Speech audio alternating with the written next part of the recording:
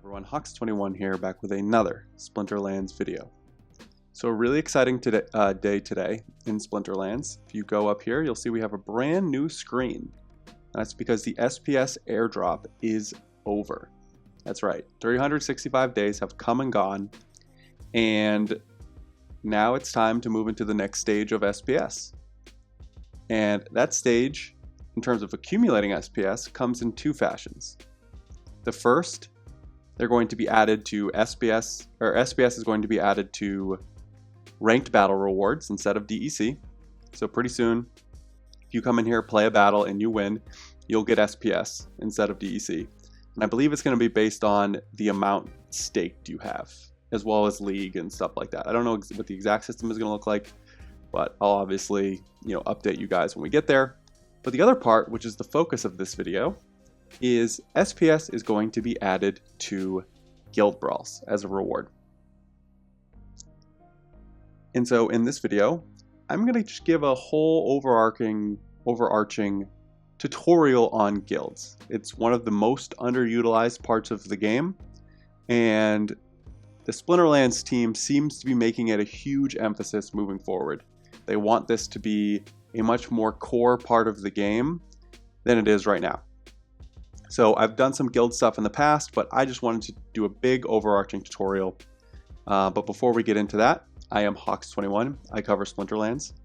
It is a super exciting time to be getting involved in the game. I've been playing this game for about 6 months. I make content almost every single day. If you enjoy this video, learn anything new, or interested in Splinterlands, it would be awesome if you can like and subscribe. We're building an amazing Splinterlands community on this channel. And I have some exciting stuff planned for the future. All right, let's get into it. So, I said that the Splinterlands team are making guilds more of a priority within the game. How do I know that? Well, two things. First, originally, guilds sort of operated as their own little ecosystem off to the side. It was sort of a fun way to play the game, but there wasn't much cross interaction between ranked play and guilds. You had to spend some DEC in guilds to upgrade buildings, and obviously the cards you owned could be used in guild brawls. But besides that, you weren't earning things through guilds that you could then use in the game. There are some bonuses and stuff which we'll cover. But they've sort of taken the indirect link and they're turning it into a very direct link. And that's through two things. The SPS being added to guild brawl rewards, which I had mentioned. There's not going to be a ton of ways to earn SPS now that the airdrop's done. And if you're not participating in guilds, you're going to be missing a big one. And the second is, if you've noticed, in some of your daily chests, you're getting these things called merits. I assume some of you at least know what those are, but if you don't, I would describe them basically as the currency system of guilds. So now, for your ranked play, you're getting the currency of guilds, and in guilds, you're getting the currency of sort of the main currency of the entire game. So they've taken that indirect link, and it is now a very, very, very direct link between the two things. Let's get started. Up here in this tab with the flag, you'll see the guilds. My guild's going to come up, but if you're not in a guild, you're going to see this screen here. This lists all of the possible guilds. You can see, I think we're in the 40s or the 50s, right? So I'm in the Grand Praetorian Army. We are the 49th ranked guild right now. There are some crazy guilds. If you want to join a guild, you can create one, but it's very expensive. I would not suggest doing this. Here's what I did 6 months ago when I decided to join a guild. I came up here to all types. I hit by request. So basically what that means is they accept requests to join the guild. They might not accept you, but they might. If you're new to, depending on where you're at, if you have like a champion level account and you just haven't done guilds to this point, you can pick a high ranked guild, right? But if you're just getting started, you're a silver level player, you're a bronze level player, I'd scroll down, find a random one in here. We're going to do one right now. We'll do Wax Street. So click on Wax Street. This will come up. Give all of their stats. So, and then you'll see a description here. So main guild of Wax Street, we are casual but serious enough to do brawls and upgrade buildings. You can join their Discord, and basically they want you to come in, start talking to them before you apply, then see if they accept you. Up here is how you apply. You hit request to join. When you go back, you're going to have to do this again. But basically what I did was I went here, looked through a bunch of guilds, and then joined. Let's click on Splinter Sharks. Let's see. Some of them have more in-depth thing. Here we go. Yeah, so some of them have rules. Like you have to donate 200 DEC per week. We'll get into donating in a second. You must be active. You must submit your teams to a brawl. Like this doesn't have doesn't seem like it has a Discord or anything. So you're going to see guilds of all different kinds. Some people don't want to join guilds because they think they have to be like constantly talking in a Discord, or have to make these huge donations, DEC donations. There's a whole range. So you're going to have to spend some time in here. Again, do by request. Try to get into a guild that you're comfortable with. So now let's go to my guild. I got accepted to this guild when they were sort of in the hundreds rank, and we've played our way up to now we're 49. So hopefully we can keep moving higher. Let's just take it through it. So here's ours, right? We have donating per will, so we don't have like a mandatory, but it's something people monitor, right? If you're like a new person who joins and you don't donate anything, you'll probably get kicked out. And then we also have our upgrading order. So right now, where should we be donating to? And we'll get into all those things in a second. So then there's the members tab. This just goes over who's in the guild, their roles, what they've donated and such. Go to the tavern. This is where everyone chats. We also have a Discord, but some quick things go on in the tavern. I don't want to spend too much time there. I don't know if people want people reading their messages. But here's the main thing, which is the buildings, and then we'll get to brawls. So these buildings, you upgrade them by donating DEC. So when people say, you have to donate a certain amount of DEC, this is where they mean. Actually, I'll show you how it works right now. I'll donate. As you can see, we need to get 250,000 DEC to upgrade this building. Simply to donate, all you would do is this. We'll get mine to an even number. I'll contribute that to the guild hall. Takes a second, just got to confirm it.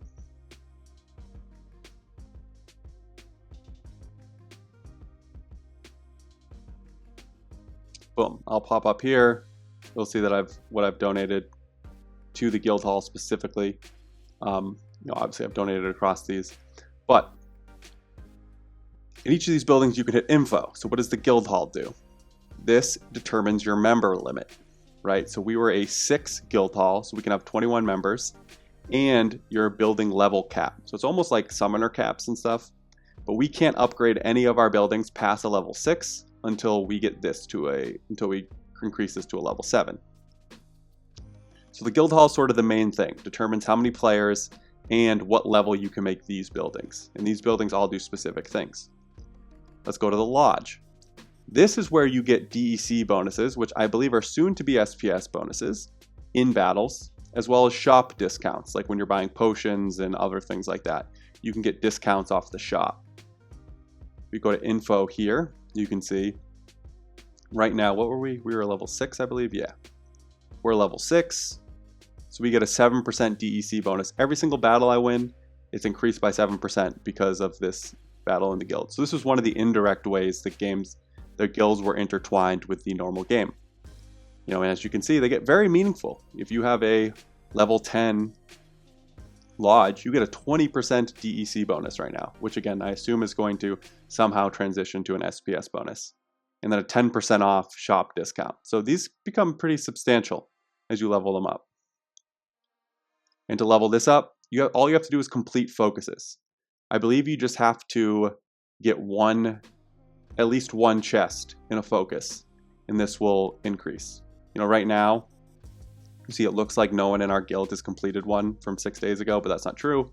we're just at a level 6. And if you remember from our guild hall, that's the maximum level we can have any of our buildings. So nothing accrues until we upgrade our guild hall. Then we go to arena, and this helps determine how many, this is brawl related. So this helps determine how many frays, which we'll get to once we go to the brawl tab, we'll have per brawl. So again, we'll go to info, and you can see, I think we're, sorry, I keep forgetting to look at this. We're level 4.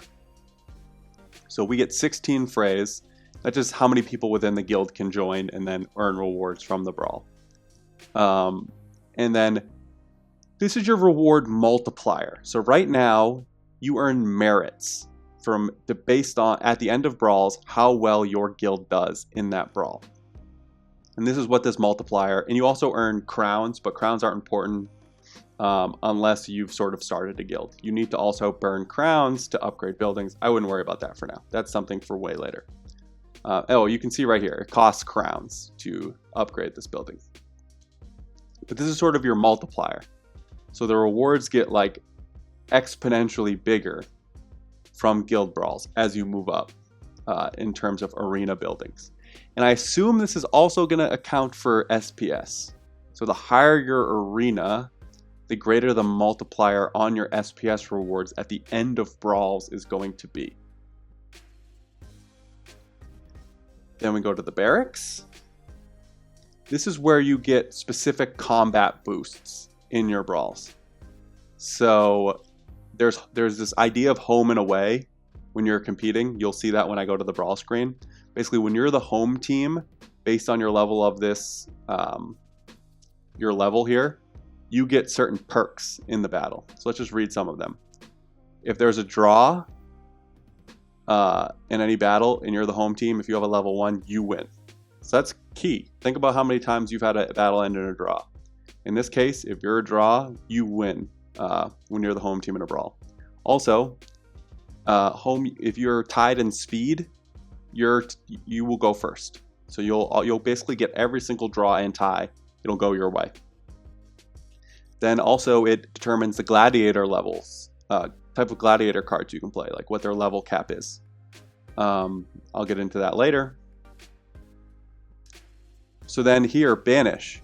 You can you can pick a card and the enemy team cannot play that card when you're the home team.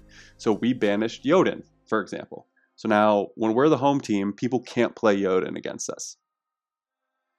Then +1 mana cap for all your guild's brawls. At high level mana, that matters less, but if you have a 12 mana battle and you get to use 13 and your opponent has to use 12, that's pretty significant. Silver level gladiator cards, you can banish a second card, +2 mana. This one's crazy, right? When you get to a level 9, all enemy units suffer a speed disadvantage for home arena battles. So you basically get either a slow or a swiftness in your favor. If it's reverse speed, you'll get like a swiftness in your favor, basically. But if it's normal speed, you'll get a slow in your favor. So that's substantial. Finally, we have the store. Go to info. Store basically unlocks. Here's the merit bonus. Here we go, right here. Store determines, we'll get to the guild store later, but it determines what you're allowed to purchase, as well as merit bonus. So this is probably where you get where the SPS bonus is going to come from. But this is the Gladius cases that hold the gladiator cards. I've never really used the spyglass. I don't really understand it, so I'm not going to talk about it. Then they have a bloodstone and a power stone, which basically act like the potions, except for brawls. So bloodstone improves the drop rate for legendaries, power stone for gold foils. So yeah, upgrading these will get you all different types of bonuses, as you saw. And then brawls is the main fighting mechanic. We have this screen. So a brawl starts in about a day. These are the frays we talked about, and they all have different rules, battle rules. So I've joined a gold level cap with modern cards. So basically, this is a modern gold level cap fray. So everyone I play will have these same restrictions and rules.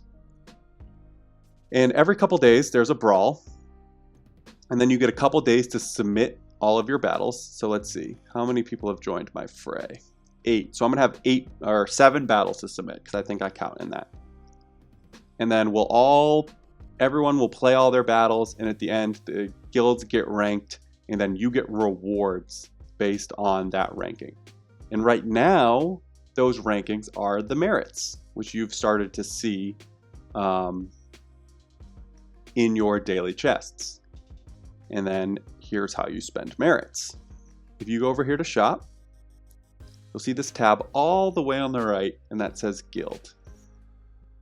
See, I have 1,600 merits. I actually can't afford a Gladius case right now. That would have been nice, but it's 2,000 merits to get a Gladius pack. As well as, we have the other, I have to go back. You can buy the Bloodstone or the Power Stone stuff. We don't have a high enough store to get the Power Stone, but I could buy a Bloodstone, which costs 60 merits per charge. So if I wanted to increase the chance of getting Gladiator Legendary cards, I could do this.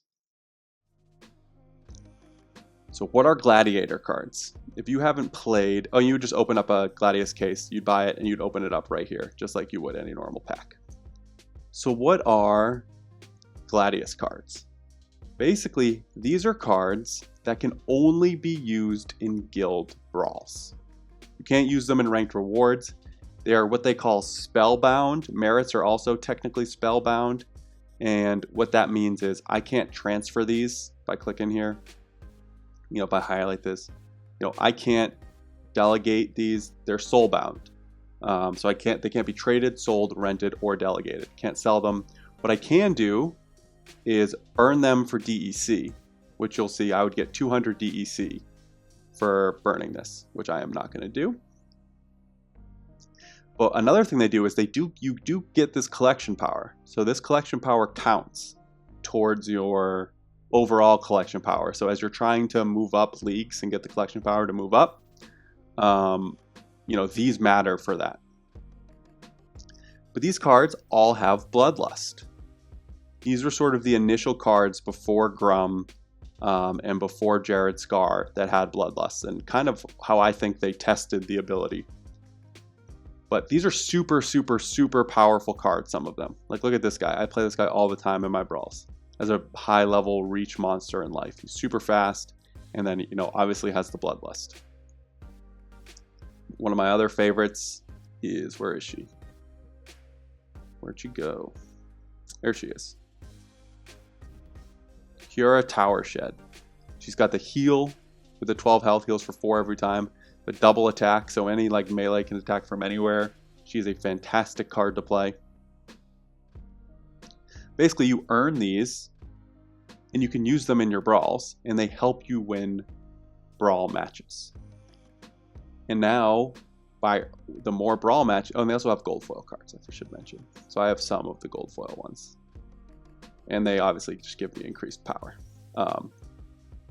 But the more brawl matches you win, and the better your guild does, the more SPS you're going to earn. That's about it for guild tutorials. That's basically how it works. As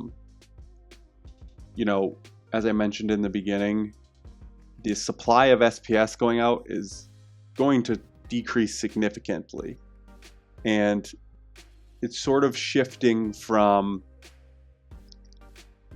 before, up until literally today, in order to get SPS, all you had to do was own assets in the game, right? You didn't have to be good at the game, you just had to own assets in the game. That initial airdrop was to reward people who are holding assets in the game. Well, now that's gone. Now the only way for you to earn SPS is going to be by playing the game, being good at the game, right? You're going to have to win ranked battles. You're going to have to win guild brawls. You're going to have to level up your guild. You're going to have to level up your decks to move up higher levels to win more SPS per matches. Right? You need to now be good at the game, and you need to come in here every single day. Maybe not every day. I'm probably not going to play every day. But come in here most days and play if you want to earn SPS. And guilds are going to be a huge, huge, huge part of that. So if you're not in a guild, I would highly, highly, highly suggest considering it, throwing around some invitations, joining. You know, if a guild is maybe too intense for you, you could always just leave that guild and try to join one that's a little less intense. You know, my guild's not super intense. It's, you know, it's perfect for the way I want to do it. You know, I have a lot going on, obviously, trying to make all of this content, so I don't have time to be like constantly locked into my guild chat, and that's totally fine. But there's a lot of benefits to joining a guild. If you haven't, I highly suggest it. It's really enhanced the game for me, and Splinterlands team has made it clear that it is going to be a major part of the game moving forward. Alright, I'm going to stop it there. I hope this tutorial was helpful. If you learned anything new, it would be awesome if you could like and subscribe. I hope you guys are enjoying the game, and I will talk to you soon.